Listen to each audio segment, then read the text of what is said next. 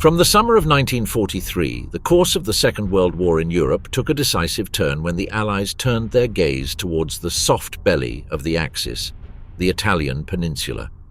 The invasion of Sicily in July of that year, dubbed Operation Husky, opened the Mediterranean front with a combined Anglo-American force. American paratroopers fell into the darkness as British divisions advanced along the coast. Allied air dominance and increasing naval pressure made the German defense untenable. As Sicily fell, Benito Mussolini was deposed by the fascist Grand Council on July 25, 1943, arrested on the orders of King Victor Emmanuel III, and replaced by Marshal Pietro Badoglio, who began secret talks with the Allies. The Italian surrender was signed on the 3rd of September 1943, coinciding with the Allied landing in Calabria. However, Adolf Hitler reacted immediately. He ordered the execution of Operation Achse, the disarmament of the Italian army, the occupation of the country, and the rescue of Mussolini, who would be reinstated as leader of the ephemeral puppet state, the Italian Social Republic of Salo. More than 600,000 Italian soldiers were taken prisoner and sent to camps in Germany for refusing to continue fighting. Italy ceased to be an ally and became a territory of war. The real rival of the Anglo-Americans was the Wehrmacht. In this scenario, a key figure emerged: German Marshal Albert Kesselring, a veteran of the Western Front and a specialist in defensive warfare. Hitler gave him supreme command of the Italian theater. Kesselring understood that he could not stop the Allied invasion on the southern coasts. He had to delay it, wear it down, and channel it towards favorable ground. He ordered the construction of multiple defensive lines across the peninsula, taking advantage of the mountainous nature of central Italy. The most powerful of these fortifications would be the Gustav Line, extending from the Garigliano River to the Apennine mountain range, with its central bastion at the historic abbey of Monte Cassino, founded in 529 by Benedict of Nursia. Meanwhile, the Allies landed at Salerno, Operation Avalanche, on the 9th of September 1943. German resistance was fierce. Kesselring's forces, skilled in the use of the terrain, began counterattacks that almost threw the invaders into the sea. Only naval and air support allowed the beachhead to be consolidated. The occupation of Naples on October 1, 1943, offered the Allies their first strategic port on the continent, but at the cost of intense urban fighting and massive destruction. The Italian civilian population, caught between two fires, suffered hunger, looting, and reprisals. Hitler ordered scorched earth tactics, blowing up bridges, burning crops, and destroying infrastructure to slow the enemy's advance. As the autumn of 1943 progressed, the Allies were confronted with an unforeseen reality. Italy would not be the easy withdrawal they had imagined. The mountainous terrain favored defense.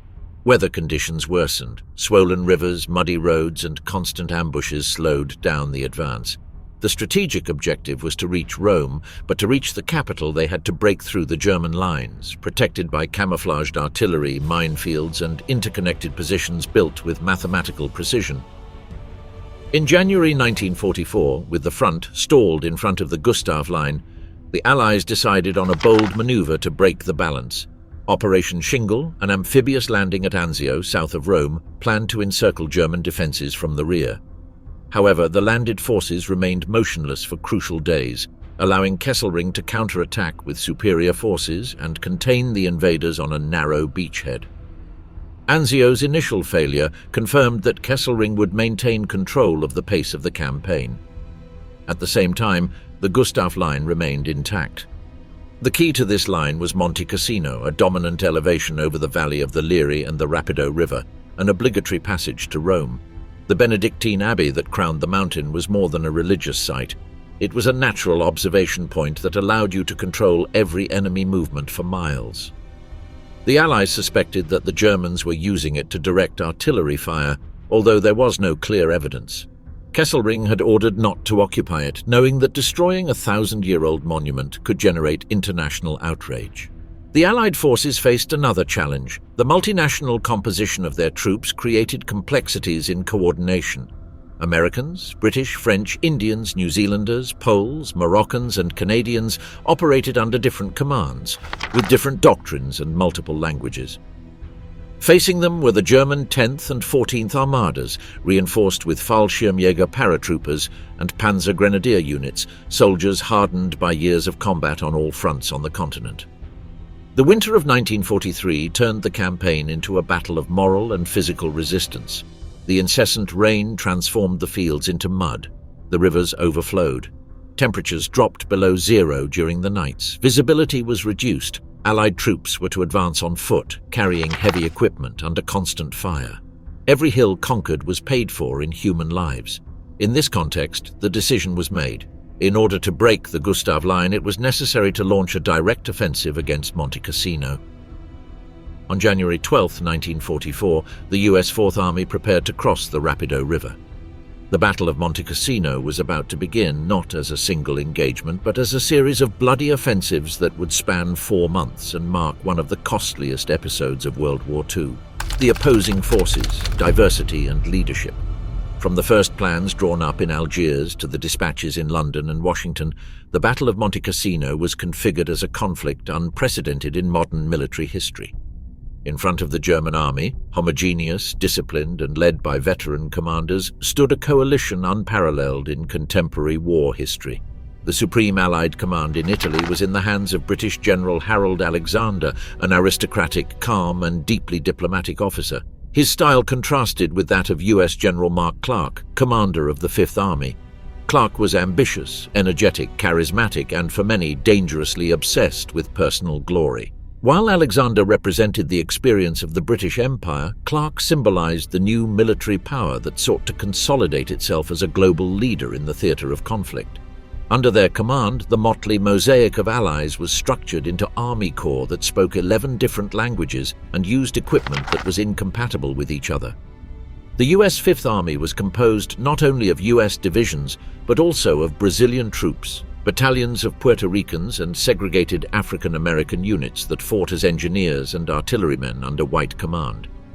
Alongside it, the British Eighth Army included divisions from New Zealand, India, South Africa and Canada. British Indian troops belonging to the Raj consisted of Sikhs, Muslims, Hindus and Nepalese Gurkhas. They marched with turbans, kukri knives and ritual prayers before each attack. The Gurkhas were considered elite stormtroopers, admired even by their enemies for their quiet ferocity in hand-to-hand combat. France contributed a unique contingent, General Alphonse Juin's French Expeditionary Corps, made up of colonial units from North Africa, especially Moroccans and Algerians. The Moroccan Goumiers, expert mountaineers of the Atlas, advanced along routes impossible for any Western army. They fought with a combination of modern weapons and ancient tactics of night infiltration. His reputation would spread throughout Italy. New Zealand contributed battle-hardened troops in North Africa under the command of General Bernard Freyberg, a legendary soldier who had been wounded 9 times and had also survived the sinking of a cruiser at Gallipoli. Poland, devastated by the Nazi invasion and betrayed by the Soviet non-intervention pact, arrived in Monte Cassino with an existential goal. Under the command of General Władysław Anders, Polish soldiers fought to redeem their occupied homeland and prove to the world their right to sovereignty. Many of them had passed through Soviet gulags before being liberated following the German invasion of the USSR. They wore British uniforms, carried rosaries and portraits of missing relatives, convinced that every hill conquered was a step towards the liberation of Warsaw. In contrast to them, the German army presented a much more coherent composition. The defending forces of the Gustav Line belonged mainly to the 10th and 14th armies of the Wehrmacht, but the heart of the defense of Monte Cassino lay with an elite unit, the 1st Parachute Division or Fallschirmjäger under General Richard Heydrich. These paratroopers were considered the toughest soldiers in the German army, veterans of Crete, Africa and the Eastern Front. Their training emphasized self-initiated combat, survival in isolation, and the ability to transform any defensive position into a death trap. German leadership in Italy was a combination of military power and political will. Albert Kesselring, appointed by Hitler as Supreme Commander, was not only a brilliant defensive strategist but a master of deception. He used decoys to lure Allied bombardments away from their true positions. He ordered the construction of artillery positions inside hidden caves, protected by natural rocks. Adolf Hitler demanded absolute resistance. Every meter of lost ground had to cost the enemy a disproportionate price. The German officers applied this directive with relentless rigor. Another critical component was air and logistical support. Although the Allies had air superiority, the weather conditions and the orography reduced their effectiveness. German mountain troops, equipped with mules and alpine tools, maintained a steady flow of ammunition and food. Its supply lines, although severely punished by bombing, were rapidly regenerated thanks to the discipline and ability of the Reich engineers. Ideological differences were also part of the conflict. For many colonial allies, Monte Cassino was not just a European battle, but an opportunity to demonstrate loyalty to the empire that ruled them. For Poles, it was a battle for national honor in the eyes of the world. For the Americans, it was a necessary step towards Rome, with their eyes already set on Normandy. For the Moroccans, it was an ancestral fight for reputation, faith, and survival. Instead, the Germans were struggling to delay the inevitable and ensure the orderly withdrawal of their forces northward. Every day they delayed the Allies was just another day to fortify the Hitler Line, the Gothic Line, and the last bastion in the Alps. The clash at Monte Cassino turned this diversity into a chaotic symphony. Orders had to be translated into several languages, communications were constantly interrupted, and strategies diverged between British and American commanders. The German command, with a single direct chain of command to Berlin, acted with greater operational speed. Kesselring, convinced that he could defeat the Allies politically rather than militarily, bet that the multiplicity of nationalities would generate internal tensions and that the destruction of the monastery would provoke international scandal. This disparity between a homogeneous defense and a multinational attack would be a determining factor in the dynamics of the battle that was about to be unleashed. On January 12, 1944, at dawn, US engineers began placing assault boats in the icy waters of the Rapido River, initiating the first Allied offensive against Monte Cassino. The First Allied Offensive, January 1944. On January 12, 1944, the engines of the assault boats began to vibrate silently on the banks of the Rapido River. The fog rose from the water like a shroud, while the soldiers of the American Second Corps, under the command of Lieutenant General Jeffrey Keyes, received their last orders. The plan, conceived by General Mark Clark, was to open a decisive breach in the Gustav Line by a front crossing of the river, take the town of Sant'Angelo, and advance towards Monte Cassino. The operation was risky. The terrain was mined, the enemy entrenched, and the river, fed by the recent rains, ran with devastating force. Army engineers in charge of placing portable bridges under fire were the first to enter the riverbed. They dug on the bank, seeking to anchor their structures while German shells began to fall with surgical precision. The Wehrmacht had anticipated the move. Kesselring knew that the enemy must advance at that point, and he had reinforced every possible crossing with machine gun nests, anti-tank guns, and artillery pieces hidden on the slopes. The 15th Panzergrenadier Division and elements of the 44th Infantry Division were responsible for inflicting maximum damage. The Fallschirmjäger, camouflaged among the olive groves, watched the enemy's movement with binoculars, ready to direct the fire. As the first companies crossed the river in inflatable boats, German shells began to fall directly into the riverbed. Many soldiers died before they touched the other shore, others sank in the icy water when the boats were wrecked. Those who managed to advance found themselves trapped in barbed wire hidden under the mud. The highest number of casualties was recorded among the engineers, whose sacrifice became legendary. Even so, some managed to place sections of Bailey bridges, built by hand, piece by piece, under direct fire. The advance continued through the night of January 20th. Under the light of the illuminating rockets launched by the Germans, the landscape was transformed into a spectral stage. Every attempt to reinforce the bridgehead was met with immediate counterattacks. American soldiers, exhausted and soaked, dug trenches in the mud while enemy snipers aimed at any movement. Ground commanders sent desperate messages requesting reinforcements. US artillery responded with massive salvos, but the terrain made it difficult to calculate trajectories, and many shells hit far from enemy positions. On January 21st, General Clark ordered the attack to continue at all costs. He was under pressure to prove that the Fifth Army could break through the Gustav Line without waiting for the Anzio landings. The operation on the coast was to be supported by a frontal advance, otherwise the landed troops would be annihilated. Clark knew that the enemy possessed a limited reserve of mobile forces. If he managed to fix them in Monte Cassino, the landing could be consolidated, but the price of this decision was brutal. Intelligence reports had underestimated German preparedness. The defensive positions were interconnected by tunnels dug out of limestone rock. Machine guns on the flanks created deadly crossfire. The river became a slaughterhouse. During the second day of the assault, American divisions attempted to flank the junction through the villages of San Germano and Sant'Angelo. The troops were to advance through ruins where each building had been previously mined. Houses exploded as the soldiers passed. Sherman tanks, stuck in the mud, were easy prey for German anti-tank guns. Radio operators reported that they could not make out the front lines. Many companies had been virtually destroyed and units were fragmented. General Keyes, from his command post in Venafro, spoke of the need to persist to the limit of human resistance. On the night of January 21st to 22nd, the river was dyed red. The bodies floated, dragged by the current. Outside, German loudspeakers broadcast messages in English calling for surrender. "Don't sacrifice your lives for generals who aren't here." Clark considered calling off the attack, but ordered a third wave. On 22nd January, the British 20th Corps landed at Anzio with the aim of cutting off German communications and forcing Kesselring to withdraw from the Gustav Line. However, the landing failed to advance beyond the beach.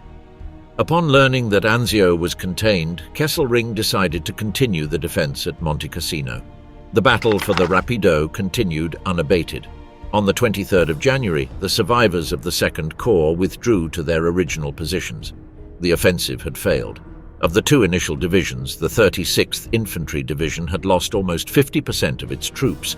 The crossing of the Rapido River was declared one of the bloodiest and most futile operations on the European front. The land was still in German hands. Allied losses exceeded 2,000 casualties in just 3 days of fighting. The river was still a wall of water and fire, but the failure did not stop the Allied commanders. For them, Monte Cassino was not an optional battle. It was the key to Rome, and Rome, more than a strategic capital, was a political symbol. Their capture would demonstrate to the world that the Allies could liberate Europe step by step. From 24th January, new forces would be deployed. British, Indians, New Zealanders and French would take over. The first US offensive had ended in disaster, but the battle was just beginning. The Gustav Line remained intact. On January 24th, the German positions on the slopes of Monte Cassino received a direct message from Berlin: resist to the last man. The dilemma of the monastery, art or strategy. From the first moment the Allies set their eyes on the Gustav Line, the monastery of Monte Cassino dominated their attention like an ancestral shadow. Perched on a hill of more than 500 meters, with stone walls as old as Christian Europe itself, the monastery was not just a geographical point, it was a symbol of 1,400 years of history, the spiritual heart of the Benedictine order, and one of the most important monastic centers on the continent. Founded in 529 by St. Benedict of Nursia, it had survived Lombard sacks, earthquakes, and medieval wars, rebuilt again and again as an emblem of the continuity of Western civilization. In 1944, he was in the middle of the fiercest front of World War II. Marshal Albert Kesselring, aware of its cultural value and the propaganda impact that its destruction would have, publicly proclaimed that the monastery would not be used by the German army for military purposes. He issued strict orders prohibiting the presence of troops inside and established an exclusionary perimeter. Benedictine monks, led by Abbot Gregory Diamare, continued to inhabit the enclosure, protecting manuscripts, relics, and unique works of art.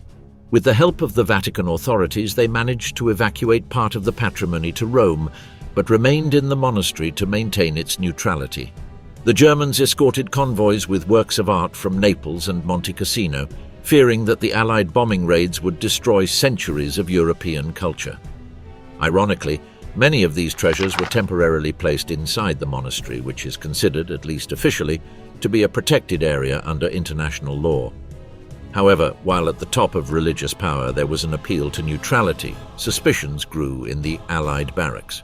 US observers reported light signals and movements of figures on the terraces of the monastery. Some believed they saw radio antennas, others assumed that German paratroopers were using the walls as observation points. In reality, the German artillery positions were on the surrounding slopes and in natural caves, precisely camouflaged. From there, the gunners could direct fire on any attempt at an Allied advance into the Liri Valley. The monastery, though not occupied, was at the centre of a formidable defensive apparatus. The dispute intensified when New Zealand General Bernard Freyberg assumed command of the Second Corps of the British Empire's army and was tasked with resuming attacks on Monte Cassino following the American failure at the Rapido River. Freyberg was convinced that the monastery served as a vantage point. He requested authorization to bomb it. General Harold Alexander gave no immediate response, while Mark Clark, pressed by his recent failure, supported the move. In London and Washington, the question took on an ethical and political character. Was it legitimate to destroy a priceless religious monument in the name of modern warfare? Some Allied figures vehemently defended the preservation of the building. Vatican officials issued urgent communications. The command was reminded that the Hague Law protected religious buildings as long as they were not used for military purposes. Freyberg insisted the mere possibility of observation was enough to justify its destruction. He argued that even if there were no troops inside, the monastery still represented a stalemate in which Germans could settle at any time. On February 11, a reconnaissance plane took photographs that appeared to show suspicious movements near the walls. The reports, ambiguous and contradictory, multiplied. At the same time, the inhabitants of nearby villages, displaced by the war, sought refuge in the monastery. Italian peasants, women, old people and children slept within its walls, believing that it was a sacred and untouchable place. Abbot Diamare held direct talks with German officials, reiterating that he would not allow a military presence inside the compound. He even sent signed letters in his own handwriting to the Allied commanders, guaranteeing that no German soldiers had entered there. Alexander received the letter, but Freyberg considered it irrelevant to his tactical objectives. On February 13th, the Allied High Command met. Freyberg made his case with determination. Every day that the monastery remained standing, the battle was lost. The Liri Valley could not be taken if the German observers continued to dominate the field of vision from above. Alexander, under pressure from the British and Americans, finally authorized the attack. He noted that there was no conclusive evidence of military use, but that destruction would break through possible enemy shelter and pave the way for infantry. The order was signed on the night of February 14, 1944. The decision was not publicly announced. Allied airmen were instructed to destroy the monastery completely. B-17, Flying Fortress and B-25 Mitchell heavy bombers were prepared, accompanied by light fighter bombers. The target was classified as an enemy-controlled zone. Allied troops on the ground were warned not to approach the area until after the bombardment. The German units, learning from radio intercepts, began to retreat their positions immediately around the monastery, anticipating that the ruins would be defensively more useful than the intact building. On the morning of February 15th, before the first planes appeared in the sky, Abbot Diamare began Mass in the lower crypt. Italian civilians knelt next to the monks. At 9:28, the first formation of bombers was seen allying with the rising sun. Allied observers in the Liri Valley heard the roar of engines as hundreds of bombs began to fall from the bellies of the planes. The monastery, untouched since the Middle Ages, became a target of total destruction in a matter of minutes. The bombing of Monte Cassino, February 15, 1944.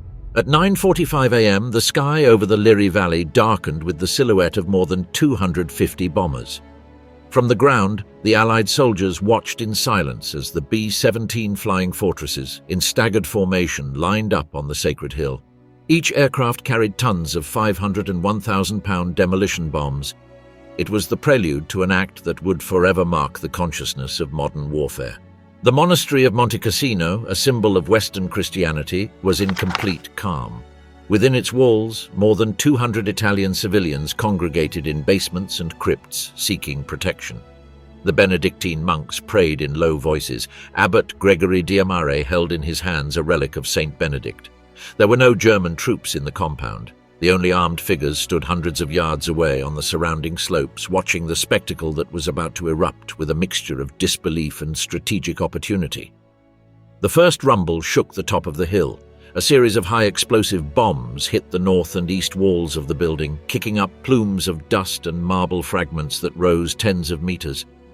The blast wave shattered medieval stained glass windows and Renaissance ceilings in a split second.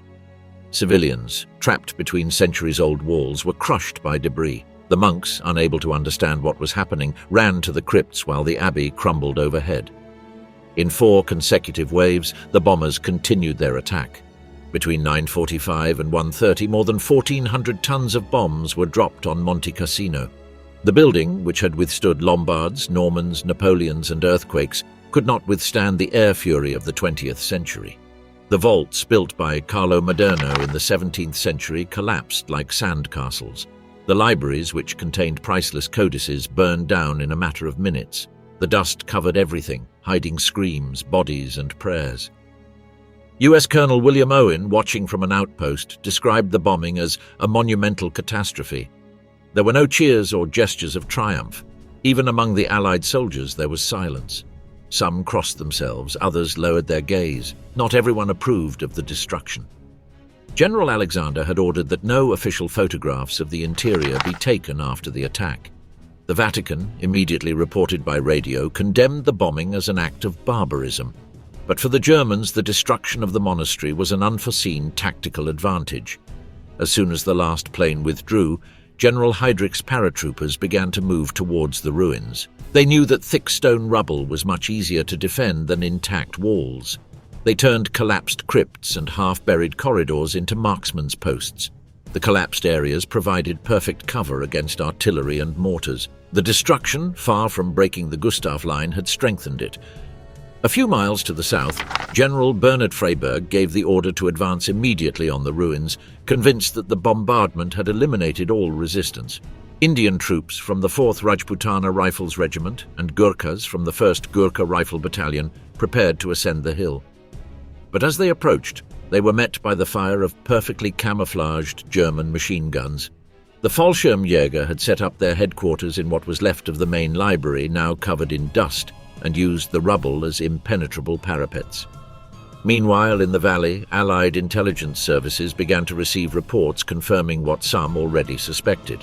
No evidence of German troops had been found inside the monastery prior to the bombing.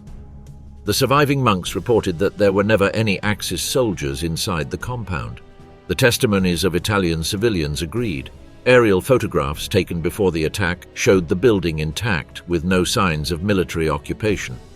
The bombing had destroyed a 1,000-year-old monument and killed dozens of civilians without gaining immediate strategic advantage. On the 16th of February, Allied artillery went into action to support the infantry advance. Every nearby hill was bombed. New Zealand attack formations attempted to break through the Liri Valley, but the Germans still controlled the heights. Mud, rain, and mines slowed down every move.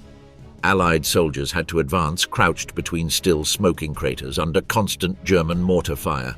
Axis observers used night searchlights to detect any movement and direct immediate fire. In Rome, Vatican diplomats demanded explanations. Pope Pius XII avoided a direct public pronouncement but sent a private note to Franklin D. Roosevelt expressing his deep sadness. In London, Winston Churchill, pressed by global outrage, declared that the bombing had been a purely military decision. In Berlin, Joseph Goebbels launched a propaganda campaign showing the destruction of the monastery as proof of Allied barbarism, comparing it to the looting of the Huns of the Middle Ages. For the soldiers on the ground, the meaning was more immediate. The monastery was no longer an untouchable religious structure, but the center of a German fortress. Its destruction had not brought victory closer. On the contrary, it had marked the beginning of an even bloodier phase of the battle. The sacred mountain of St. Benedict had become a city of ruins, a labyrinth of stone and death where each fallen stone concealed a rifle, a trap, or a sniper. On the evening of February 17th, while smoke was still rising from the top of the mountain, the flag with the Germanic cross fluttered over the rubble of the monastery, the use of the ruins by German troops. After the bombing of February 15, 1944, Monte Cassino ceased to be a monastery and became a fortress. The explosions that had reduced the millenary walls to rubble generated a landscape of fractured rocks, improvised passages and cavities perfect for hiding defensive positions. Within hours, soldiers from the German 1st Parachute Division infiltrated the ruins, knowing that the destroyed sanctuary had paradoxically become the ideal bastion to halt the Allied advance. The Fallschirmjäger, under the command of General Richard Heydrich, acted with surgical precision. They used the semi-collapsed crypts as command centers, installed MG-42 machine guns in natural openings between collapsed marble blocks, and camouflaged snipers in the crumbling galleries of the old cloisters. Each fallen column became a parapet, each vault destroyed in an improvised trench. The crossfire they generated covered the approaches from the valley and from the slopes of the mountain, creating death zones impossible to flank. The terrain, once dominated by straight walls and smooth walls, was transformed into an irregular labyrinth. Allied artillery could not destroy what was already destroyed. The bombs that continued to fall on the hill only minimally altered the German defensive field, while raising clouds of dust that blinded the attackers. The paratroopers had memorized every nook and cranny. German officers placed anti-personnel mines in narrow corridors, booby traps inside passageways, and cables among ruins to activate hidden charges. The monastery became a trap. The ruins allowed the defenders to move unseen. They had dug tunnels that connected the remains of the basilica with the lower terraces. They used these tunnels to resupply ammunition during the night, when the Allies reduced their attacks due to low visibility. German observers moved between positions, communicating by field telephone with batteries hidden on the slopes. From there, they directed fire with a precision that made the enemy advance impossible. Commander Heydrich, in a message intercepted by the Allies, described the new position as a natural fortress created by our enemies. Meanwhile, German propaganda exploited the destruction of the monastery for political and moral purposes. Photographs of displaced monks, burnt manuscripts, and collapsed columns circulated among the Axis soldiers. The pamphlets distributed the idea that the Allies were not only fighting against the German army, but against history and the Christian faith. Joseph Goebbels, Reich Minister of Propaganda, declared that Monte Cassino was the Verdun of Italy, a battle where civilization must resist modern barbarism. German soldiers, inspired by this narrative, vowed not to surrender. Colonel Julius Schlegel, responsible for evacuating artworks from the monastery before the bombing, became a symbolic figure among the defenders. His decision to save medieval manuscripts, sculptures, and relics was used by the commanders as proof of German respect for European culture. In contrast, the destruction of the heritage monastery by the Allies was described as the ultimate desecration. On the battlefield, reality was unforgiving. Every Allied attempt to approach the ruins resulted in a bloodbath. The Nepalese Gurkhas tried to advance along the eastern terraces, climbing with ropes through the rubble. They were greeted by German hand grenades thrown from concealed positions. Indian soldiers of the 4th Rajputana Regiment managed to take a section of the perimeter wall, but were repulsed by a night flamethrower counterattack. New Zealand troops under General Freyberg launched a direct assault on the 17th of February, but were trapped in minefields covered by the bodies of dead soldiers and sharp stones. The Germans took advantage of the visual dominance granted by the hill. From the highest positions, they could observe every movement in the Liri Valley and coordinate artillery fire against any concentration of troops. The destruction of the monastery had created an uneven slope that made it difficult for Allied tanks to advance. Vehicles would get stuck or overturned. Many tanks were rendered useless and abandoned, serving as makeshift cover for future waves of infantry.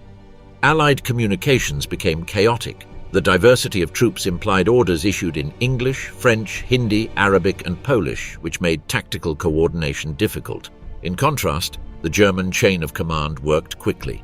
Kesselring sent clear directives from his headquarters at Frascati, stating that holding Monte Cassino meant defending the entire Gustav Line. Intelligence reports indicated that the Germans were determined to fight to the last man.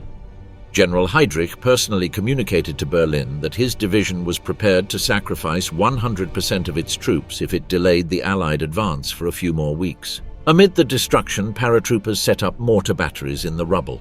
The pieces were moved after each shot to avoid being located by the Allied artillery. Each ruin served as a natural echo that deflected the sound of gunfire, making it impossible for the Allies to determine the exact origin of the fire. German snipers, equipped with long-range rifles, attacked Allied officers from invisible positions. A bullet could come from behind a fallen statue, a destroyed altar, or the hollow of a collapsed wall. The living conditions for the defenders were brutal. They slept among corpses, water was scarce, and food arrived in backpacks dropped by mules during the night. However, morale remained high. The paratroopers saw themselves as the final custodians of European civilization in the face of destruction. Their resistance made Monte Cassino a symbol of heroism for the Wehrmacht. On the 18th of February, General Alexander acknowledged that the bombardment had failed to achieve the objectives. Field reports indicated that the ruins were deadlier than the intact monastery. The Allied troops understood that they now had to fight not only against the German army but against the very terrain they had destroyed. Monte Cassino was no longer an abbey. It was a fallen stone fortress where each block was a German position. The second and third Allied offensives, February to March 1944, the American failure at the Rapido River and the strategic futility of the bombing of the monastery forced the Allied command to completely restructure its tactics. From 15th February, the assault was left in the hands of the British 8th Army, led by General Sir Oliver Leese, while Indian, New Zealand and British troops prepared to launch a new attack on Monte Cassino. The mountain was no longer a religious symbol, it was the epicenter of a war of absolute attrition. The attack began on February 15th, a few hours after the bombing. The Allied commanders, mistakenly believing that the German paratroopers had been annihilated, ordered the 4th Indian Division and the 2nd New Zealand Division to advance into the ruins and conquer the heights. The Indian infantry, composed of the Rajputana, Garhwal and Gurkha regiments, climbed the slopes under constant fire. The terrain was almost impassable. The debris detached by the bombs formed unstable, dust-covered slopes on which soldiers slipped and were shot down before reaching cover. The German troops, hidden among the remains of the monastery and the terraces of the mountain, opened fire with MG-42 machine guns from impossible angles. Every attempt to advance was met with grenades and mortar fire. The Gurkhas managed to take the so-called Hill 593, a key point in front of the monastery, but were quickly cut off. The hill became a circle of death. Night attacks followed one another with hand-to-hand combat with bayonet and kukri. The narrow terrain prevented any flanking movement and reinforcements were decimated before reaching the front line. In the village of Cassino, located at the foot of the mountain, the situation was no different. The 2nd New Zealand Division, commanded by Lieutenant General Bernard Freyberg, attempted to conquer the town street by street. Cassino had been turned into a labyrinth of rubble by previous bombardments, and the Germans had fortified each building with interconnected positions. The New Zealanders tried to advance through the basements while the Germans ambushed from the upper floors, throwing improvised explosives. The struggle was fought room by room. Allied tanks sank into craters or became trapped between destroyed walls. From 15th to 18th February, the Indian and New Zealand offensive stalled with huge losses. The 4th Rajputana Regiment lost more than half of its troops. Hill 593 changed hands several times in a single day. Allied artillery attempted to destroy the German positions, but the natural protection of the debris meant that the effects were minimal. Freyberg, seeing that his troops were sacrificed without results, asked to suspend the attack. On February 18th, Alexander agreed to stop the operation. Allied casualties exceeded 5,000 men. With the front stopped, Alexander and Freyberg planned a third offensive. This time, an attempt would be made to coordinate a combined attack from the Liri Valley and the heights of the monastery. The date was set for March 15th, 1944. On that day before dawn, a new wave of 775 heavy bombers dropped more than 1,000 tons of explosives on Cassino. The town practically disappeared from the map. The buildings that were still standing after the first bombing were pulverized. However, as had happened with the monastery, the ruins became ideal defensive points for the Wehrmacht. New Zealand troops advanced after the bombing. General Freyberg believed that the enemy was dead under the rubble, but the German defenders, belonging to the 1st Parachute Division and the Hermann Göring Division, emerged from tunnels and underground shelters. In the first 24 hours of the assault, the New Zealanders lost more men than in the entire North African campaign. Every street in the town was a trap. The Germans had placed anti-personnel mines on animal carcasses, on doorsteps, and in the rubble. The Allied troops had to crawl forward, moving through ruins that were collapsing beneath their feet. The crux of the offensive was the Cassino railway station, located on low, waterlogged ground. The area was covered in craters filled with water and the tanks could not maneuver. German paratroopers defended the tracks as if they were medieval walls. The clashes were fought less than 20 meters away with hand grenades, flamethrowers and pistols. Allied forces managed to capture the station on March 17th, but were unable to advance any further. The monastery was still in German hands, and from there the entire battlefield was still controlled. On March 19th, the weather worsened. Torrential rains turned the land into a sea of mud. Radio communications failed. The British attempted one last attack on the heights, but were repulsed with heavy losses. On March 23rd, Freiburg ordered the attack to be suspended. The third offensive had failed. Allied casualties in this phase were estimated at 7,500 men. The Germans, though exhausted, remained steadfast. The Gustav Line had withstood 3 consecutive offensives. In London, Winston Churchill uttered a phrase that summed up the magnitude of the challenge. "We are not fighting a common enemy. We are fighting against a mountain turned into a fortress by the best soldiers in Germany." In Rome, Kesselring reported to Berlin that German morale was at its highest since Stalingrad. Monte Cassino had become not only a battlefield, but a symbol of strategic resistance. The Allied troops, exhausted, temporarily withdrew. The mountain was silent. Under its ruins, German paratroopers sharpened their bayonets, waiting for the next offensive. The role of morale and climate in battle. The Battle of Monte Cassino was not defined solely by tactical maneuvers or troop movements, but by invisible forces that determined the pace of combat: the weather, the psychological exhaustion, and the moral resilience of the men who fought on the slopes of the monastery. For many soldiers, the hill was not only a strategic objective, but an almost supernatural experience, a kind of ancestral hell where nature and spirit seemed to have allied to break the human being rather than the army. The winter of 1944 was one of the harshest in Italy in decades. The torrential rains began in November of the previous year and did not stop during January and February. The valleys became swamps, and the Rapido, Garigliano and Liri rivers overflowed, flooding trenches and artillery positions. Allied soldiers, especially Americans in the first offensive, fought in knee-deep water, their uniforms soaked and their equipment covered in mud. The boots rotted on the feet, causing infections. Woolen clothing became a burden that weighed several kilos when saturated with rain. Temperatures dropped below freezing overnight. The wind that came down from the Apennines pierced the coats like blades. Many Indian soldiers coming from warm regions of the subcontinent suffered severe frostbite. The Moroccan troops, accustomed to fighting in mountainous terrain, resisted better physically, but the constant cold caused pneumonia. At field medical posts, the number of casualties due to illness often exceeded combat casualties. Each dawn brought with it stiff bodies in sleeping bags, soldiers who had not awakened. On the slopes of Monte Cassino, German paratroopers faced the same conditions, but with morale forged in years of defensive war. Cut off from the rest of the front, with no possibility of retreat, they had become an autonomous unit. They lived underground in makeshift tunnels among the rubble, where they lit fires with the remains of church pews, Renaissance picture frames and wooden doors salvaged from the ruins of the monastery. The irony of surviving thanks to the relics of sacred art did not go unnoticed. They slept sitting up, with the rifle between their legs, fearing that a sudden collapse would bury them alive. Mud was omnipresent. Allied supplies had to be transported on foot by mules or trucks that were trapped at every kilometer. The advance of tanks was practically impossible. The climate not only deteriorated the physical conditions, but also the minds of the combatants. The constant sound of rain mistaken for gunshots, the explosions muffled by the mud, the permanent sensation of humidity began to cause hallucinations, paranoia, and states of shock. There were multiple cases of soldiers refusing to advance, not out of cowardice, but because of a total nervous breakdown. In this scenario, morality became a weapon.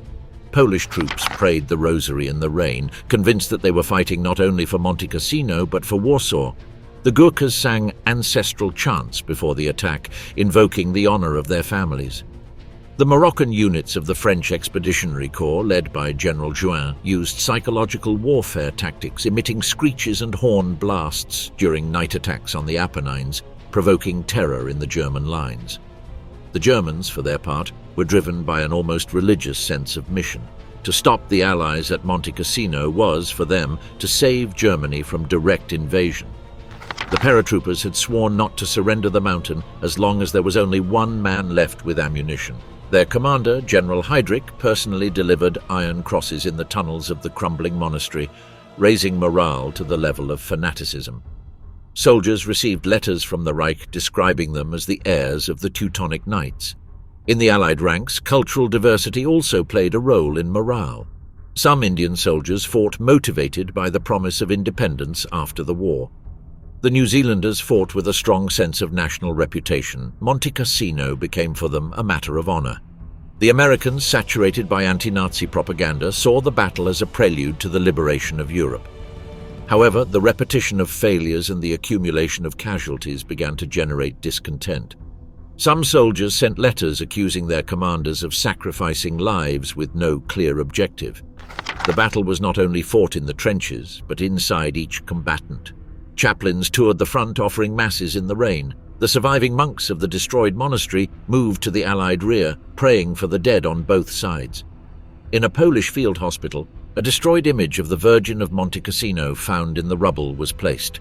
The charred image became a symbol of the battle, a reminder that faith, history and war had been intertwined on that mountain of ruins. The weather not only determined the movement of troops, but also strategic decisions. Every time it rained, the Allied planes were grounded. The artillery had to suspend its bombardments due to lack of visibility. The humidity ruined the gunpowder and oxidized the mechanisms of the rifles. The grenades did not explode. The soldiers fell down in visible ravines covered with mud. The mountain, instead of being conquered, seemed to devour those who dared to ascend it. The nights were even worse. The fog descended like a spectral blanket. German searchlights swept the slopes looking for movement. Night attacks turned into hand-to-hand combat where men could barely see more than a meter. In that scenario, morality could turn into determination or despair. A Polish soldier wrote in his diary, "Here we are not fighting to conquer a mountain. We fight not to lose our minds." For the Allies, every day at Monte Cassino was a reminder that the enemy was not just the German army, but the mountain itself, the weather, the rain that dampened hopes, the mud that trapped the feet, and the fatigue that clouded the mind. On April 10, 1944, as torrential rain fell on the ruins of the monastery, Allied commanders gathered to plan the final attack. Operation Diadema was about to begin. Operation Diadema, the final offensive, May 1944. On the night of May 11, 1944, at 11 p.m., the silence that had enveloped the slopes of Monte Cassino for weeks was suddenly broken. More than 1,600 Allied artillery pieces opened fire simultaneously along a 40-kilometer front from the Tyrrhenian Sea to the Abruzzo Mountains. It was the largest coordinated bombardment of the entire Italian campaign. The earth shook. The German positions were enveloped in orange lightning, dry explosions, columns of earth that rose like infernal towers. Allied observers described the attack as an artificial earthquake. Operation Diadema began, the fourth Allied attempt to break through the Gustav Line, designed not as just another battle, but as the final blow that was to open the way to Rome and destroy the defensive center of gravity of the German army in Italy. The plan, carefully crafted by General Harold Alexander, involved a multi-axis attack, coordinated by four armies. Mark Clark's US Fifth Army on the left, composed of US and French troops. Oliver Leese's British Eighth Army on the right, reinforced by Polish, Indian, British and Canadian divisions. And in the center, the corps of General Alphonse Juin, made up of Moroccan and Algerian colonial units. This was not a simple frontal assault, but an enveloping movement aimed at breaking the German defensive system from several points simultaneously, forcing Kesselring to retreat or face annihilation. Unlike previous offensives, Diadema was prepared in absolute secrecy. Thousands of soldiers were transferred overnight from Anzio and from the Adriatic front. Troop movements were hidden under camouflage nets, while Allied disinformation led the enemy to believe that the main attack would come from the north. The German commander at Monte Cassino, General Frido von Senger und Ettelin, was confident that the Allies would repeat past mistakes, frontal attacks on the ruins of the monastery. He did not expect the decisive blow to be delivered from the flanks in the mountains south of Aquinas, through passes that he considered impassable. The sector assigned to the French Expeditionary Corps was one of the most difficult at the front. There, the terrain was a tangle of rocky mountains, ravines and forests. The Germans considered the area practically impassable for mechanized troops, but they were unaware that General Huyn's Moroccan soldiers, experts in mountain warfare, were accustomed to moving like hunters in even more arid and steep terrain in the Atlas. While the Allied artillery punished the valley, the Moroccan Goumiers ascended hidden paths, carrying mules loaded with detachable mortars and automatic rifles. They did not use lights or radios. They were guided by stars and memorized instructions. In the early hours of the 12th of May, they reached positions behind German lines, making surprise attacks with knives and grenades, disorganizing the enemy before they could respond. The Germans were taken aback. Their positions were designed to defend against frontal attacks, not assaults from the top of mountain peaks. Once the gap was opened, the American divisions began to advance from the Liri Valley. The 351st Infantry Regiment crossed the Gari River, supported by engineers who installed Bailey bridges under enemy fire. Gone are the images of inexperience of the attack on the Rapido. Now engineers worked with surgical precision. Each crossing was executed quickly, and German artillery was unable to destroy the bridges in time. General Kesselring understood the magnitude of the attack when reports began to come in of simultaneous penetrations across the entire front. He requested reinforcements from Rome, but reserves were scarce. The German army was exhausted after months of defensive combat. Fuel was scarce. Supply lines were constantly bombed by Allied aircraft. However, German resistance was fierce. Panzer Grenadier divisions counterattacked in the Liri Valley, temporarily halting the British advance. At Monte Cassino, the Fallschirmjäger resisted every meter, firing from invisible positions, emerging from the rubble like specters. The climax of the offensive took place in front of the hill of Monte Cassino. The Polish Second Corps, commanded by General Władysław Anders, was ordered to take the ruins of the monastery. For the Polish soldiers, this attack had incomparable symbolic value. Many of them had escaped Soviet gulags. Their families were under German occupation or had been deported. They were fighting to redeem the honor of their nation. The attack began on May 12th. Polish companies scaled the hill amid machine gun and mortar fire. The Germans defended each terrace with ferocity, throwing grenades from hidden positions and counter-attacking with flamethrowers. Hill 593 once again became the epicenter of the fighting. It changed hands 6 times in a single day. On the night of May 12th to 13th, the Poles partially retreated to reorganize. General Anders ordered the attack to resume at dawn. The German paratroopers, aware that they could not resist indefinitely, requested permission to withdraw, but Hitler ordered to hold Monte Cassino at any price. The hill was covered with corpses. The terrain was so steep that bodies rolled downhill to the feet of the survivors. On 17th May, after 4 days of continuous combat, the Polish Second Corps launched its final assault.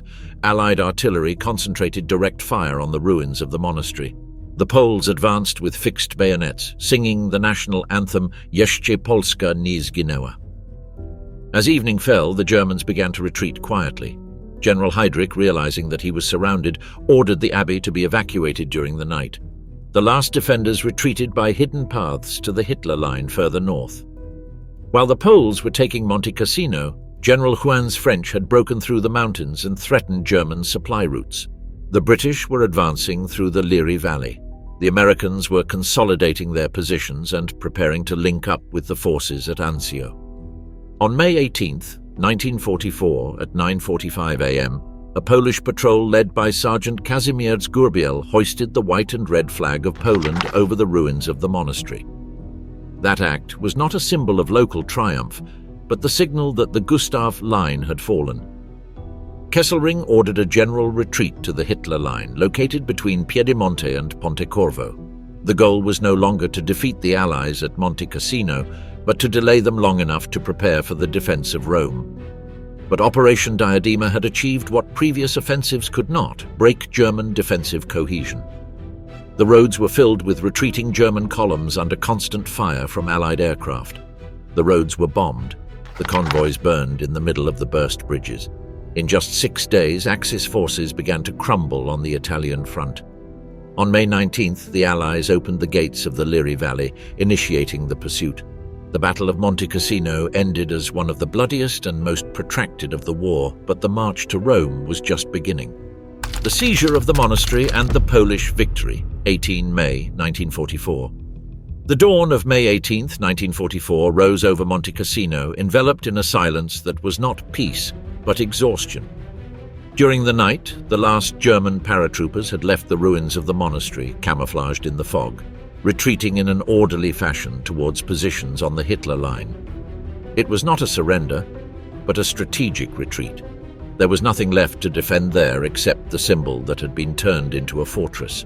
The ruins, pulverized by bombs, were covered with bodies, broken hulls, smoking craters, and fragments of thousand-year-old columns mixed with ammunition debris. From the Polish positions, exhausted units covered in mud and blood advanced. General Władysław Anders's Polish Second Corps had paid with thousands of lives for every meter gained. Many of his soldiers had fought tirelessly for 4 days, without sleep, without eating properly, breathing in debris, dust, and gunpowder as they climbed impossible slopes under enemy fire. The sound of the artillery had finally ceased around 4 o'clock in the morning. The rain had washed away some of the smoke, leaving the air laden with moisture and the smell of disturbed earth. In their diaries, several Polish soldiers described the moment as a feeling of ascending through the wreckage of the world. At 9:30, a small Polish reconnaissance patrol approached the crumbling walls of the monastery.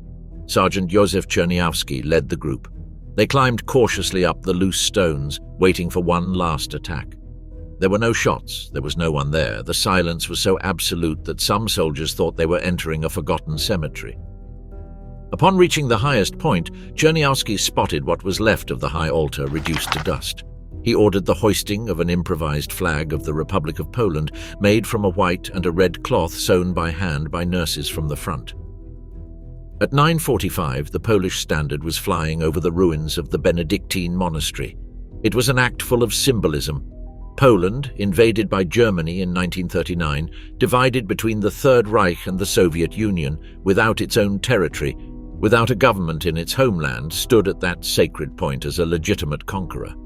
It was not a victory for territorial glory, but a declaration to the world: Poland was still alive. When the first chords of the Polish national anthem resounded through the ruins, the fallen soldiers seemed to be present. Some survivors wept silently, others kissed the ground. Father Émile Dupont, a military chaplain, celebrated a short prayer at the foot of a collapsed column. There were no altars or bells. The monastery was a killing field, but for Poles it was the altar of his symbolic resurrection. General Anders was immediately informed. From his command post, he advanced towards the heights.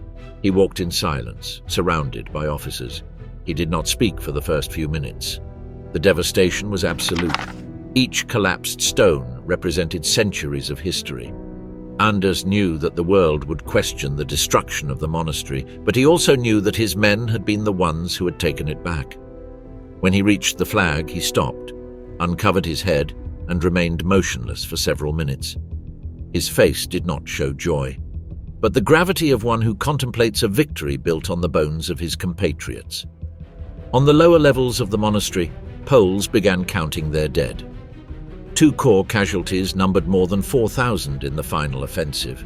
Among them, numerous officers who had been deported to Siberia by the Soviets before joining Anders' army. The tragic echo of Katyn was present. Many soldiers wore religious medals inside their uniforms and photographs of missing families. Every hill conquered was an act of personal justice. For many, Monte Cassino was not a strategic point, but a spiritual and political symbol, the struggle for Poland's existence. Meanwhile, in the valley, other Allied armies consolidated the advance resulting from the collapse of the Gustav Line.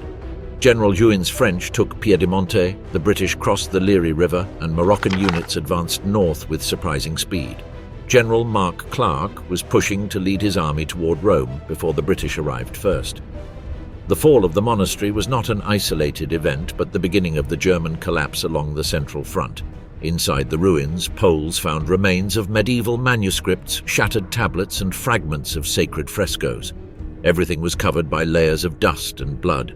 Bodies of Italian civilians who had sought refuge before the bombing were found in the rubble. The surviving monks, previously evacuated by German order, were not present. There were only the echoes of history, silent witnesses of the war cataclysm. At noon, a Polish patrol symbolically buried the fallen by raising a makeshift cross with remains of beams from the monastery. There was no official ceremony. No one gave speeches. The order was clear: consolidate positions and prepare for German counterattacks that might come from the Hitler Line. The enemy had not yet been completely defeated. The front stretched northwards, and the German paratroopers had sworn to hold out in each successive position. But at that precise moment, at 12 o'clock on May 18, 1944, the Poles controlled the most contested point in Italy. Allied communications sent a message to London and Washington confirming that Monte Cassino had fallen. In Rome, the civilian population caught rumors that the front had finally been broken. The Italians, exhausted by war, hunger and occupation, began to see in Monte Cassino the door to their liberation. At dusk, the last isolated shots died down on the slopes. The shadows of the destroyed monastery were cast over the Liri Valley. The Polish flag was still waving silently, moved by a cold wind coming down from the Apennines. Behind her, the sun fell on the remains of a 1,000-year-old civilization, transformed into a fortress, then a tomb, and finally a symbol. At the foot of the flag, an exhausted Polish soldier wrote in his diary a single sentence: "What has been destroyed by war we raise with honor." The human and material consequences. The dawn of May 19, 1944 revealed the true cost of the Battle of Monte Cassino. Where medieval villages and terraced fields once stood, now stretched out a lunar landscape of smoking craters, charred rubble and bodies strewn across without distinction of uniform or nationality. The valley of the Liri, the villa of Cassino, the slopes of the monastery and the banks of the Rapido River had become a continuous cemetery. The Allied soldiers advancing among the ruins did not celebrate. They walked in silence, bayoneting the human remains aside to make their way. The official figures would not be long in coming. More than 55,000 Allied and 20,000 German casualties in 4 months of battle, not counting the thousands of civilians killed or missing. In the first days after the fall of the monastery, the medical units were overwhelmed. Natural caves on the slopes were used as makeshift hospitals. The wounded lay on blood-soaked blankets, lined up in rows that were out of sight. Doctors worked tirelessly, amputating gangrenous limbs and extracting shrapnel under kerosene lamps. Ambulances could not advance on the destroyed roads, so hundreds of wounded were carried on shoulders or transported on mules. The psychological casualties were as serious as the physical ones. Many soldiers, when they woke up, thought they were still fighting and fired into the air. Others remained mute, staring into the void, unable to recognize the end of the battle. The city of Cassino no longer existed. The bombardment of March 15th had turned it into a shapeless mass of bricks and dust. The smell of burnt flesh and gunpowder permeated everything.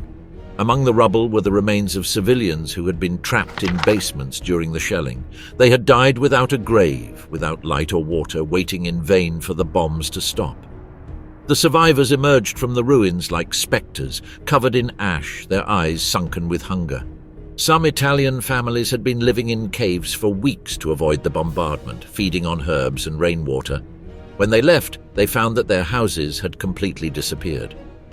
At the monastery, Benedictine monks who had been evacuated tried to return. They were met with a panorama of utter devastation. Not a single wall remained intact. The basilica, the cloisters, the library, the crypts, everything had been pulverized. Fragments of medieval frescoes were mixed with helmets, projectiles, and human bones. Small fires fueled by ancient beams were still burning among the rubble. The monks knelt on the sacred dust, while Polish soldiers placed a makeshift cross on a collapsed altar. There were no ceremonies, no speeches. The monastery was no longer a temple, but the physical symbol of the price of modern warfare. Over the next few weeks, the Allies began a systematic process of damage counting. Allied casualties amounted to more than 55,000 dead, wounded, and missing. Most of the losses were American, British, Indian, and New Zealand, followed by the French and Poles.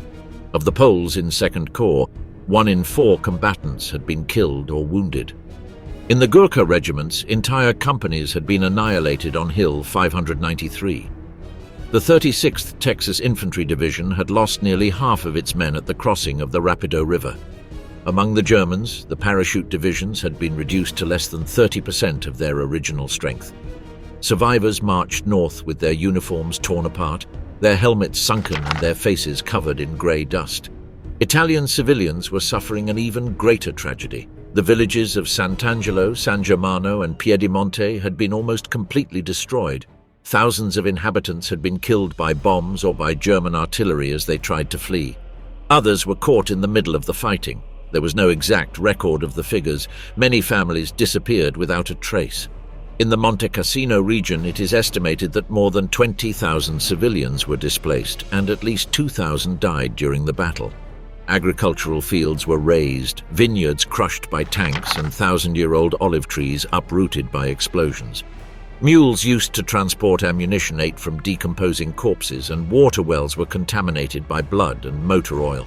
The line separating the living from the dead was invisible. The climate after the battle contributed to the humanitarian disaster.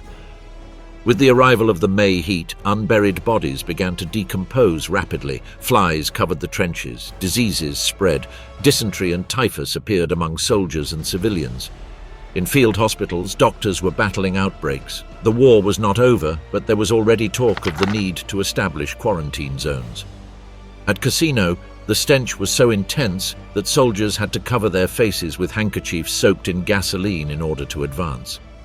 At the end of May, the Allies began the task of identifying the fallen. The bodies were placed in large mass graves or in improvised cemeteries. Each army built its own cemetery. The Poles built the military cemetery of Monte Cassino, where thousands of white tombstones stretched along a green slope under the gaze of the ruins of the monastery. Above the entrance portal was placed an inscription in Polish. "For our freedom and yours, we have given our souls to God, our bodies to Italy, and our hearts to Poland." The Germans also buried their dead in discreet cemeteries far from the monastery. Many bodies were never recovered. They remain under the disturbed earth of Monte Cassino. On the immediate military level, the fall of Monte Cassino allowed the Allies to advance through the Liri Valley to the north. Mechanized units broke through the front and opened the way to Rome. German resistance moved to the Hitler Line, but the Allied pressure was already too great. The French colonial troops took the surrounding mountains, and on May 25th, the final break took place. The road to the Italian capital was open. General Mark Clark, commanding the Fifth Army, ordered a rapid advance. His priority was not to destroy the enemy, but to enter Rome before the British. On June 4th, 1944, US troops paraded through the streets of Rome before hundreds of thousands of Italian civilians waving white handkerchiefs from balconies. But that victory did not hide the price paid in Monte Cassino. For the Allies, the battle had shown that the war in Italy would not be secondary or easy. It was a front of constant attrition, where each hill had to be taken with blood and fire. Criticism began to emerge among some commanders. General Clark was accused of needlessly sacrificing lives on rapid. General Freiberg was blamed for insisting on bombing the monastery without conclusive evidence of its occupation by the Germans. Coordination between multiple armies under different commands was questioned. All this generated a debate that would last for years. In the political realm, the battle profoundly altered the perception of war in Italy. Pope Pius XII, who had remained neutral since the beginning of the conflict, expressed his deep anguish at the destruction of the monastery. Relations between the Vatican and the Allies became strained. Joseph Goebbels from Berlin used images of the ruins to intensify his propaganda, accusing the Allies of wanting to destroy European civilization. Decades later, it would be discovered that Kesselring had forbidden his men to occupy the monastery precisely to use its destruction as a moral weapon against the Allies. The cultural consequences were equally profound. Monte Cassino was not only a religious monument, it was the place where the roots of medieval European knowledge had been preserved. Greek and Latin manuscripts were copied there, generations of Benedictine monks were formed, and the Christian ideal of the contemplative life was forged. Its destruction shocked historians, archaeologists, and humanists around the world. Although many works of art were evacuated by the Germans before the bombing, others were lost forever. Paintings, frescoes, illuminated codices, reliquaries, and Renaissance furniture were pulverized under tons of stone. In the following months, the cleaning work began. Special teams removed debris stone by stone to recover fragments of sacred art. Polish soldiers, Italians, and surviving monks participated. Each object found was catalogued. Some discoveries were heartbreaking. Pages of manuscript stuck to human remains due to the effect of heat. Medieval stained glass windows turned to dust, bells melted by the fire of the bombing. The monastery would be rebuilt after the war with funds from the Italian state and international donations, but the cultural wound would remain open. The Italian civilian population suffered devastating material consequences. Entire cities were reduced to ruins. Roads and bridges were systematically destroyed by the Germans during their retreat. Agriculture came to a complete halt. Landmines planted by both sides remained active for years, claiming lives even after the end of the conflict. Thousands of peasants returned to their homes to find their land contaminated by unexploded ordnance. The Liri Valley, once a fertile region, temporarily became a desolate region. The Battle of Monte Cassino also had profound human consequences among the combatants themselves. Many soldiers never recovered from the trauma they experienced. Numerous cases of war neurosis, psychological paralysis, mutism, and recurrent nightmares were documented. The divisions that had participated in the battle were withdrawn from the front temporarily to recover. Some Polish veterans refused to leave the monastery after the battle, remaining on the slopes for days in silence, praying and remembering their fallen comrades. On the German front, the battle marked the beginning of a steady retreat northward. Although Kesselring managed to temporarily delay the Allies on the Gothic line, the fall of Monte Cassino had shown that there was no impregnable position. The surviving paratroopers were personally decorated by Hitler, but many knew that resistance could only prolong the inevitable. The fall of the monastery became a symbol of German sacrifice, celebrated as a second Thermopylae in Reich propaganda. As the front advanced toward Rome, the mountain of Monte Cassino was left behind as a permanent reminder of the human and material cost of the war. Smoke was still rising from some ruins weeks later. The echo of the cannons ceased, but in the valley of the Liri, under the stones of the destroyed monastery, thousands of bodies remained buried forever.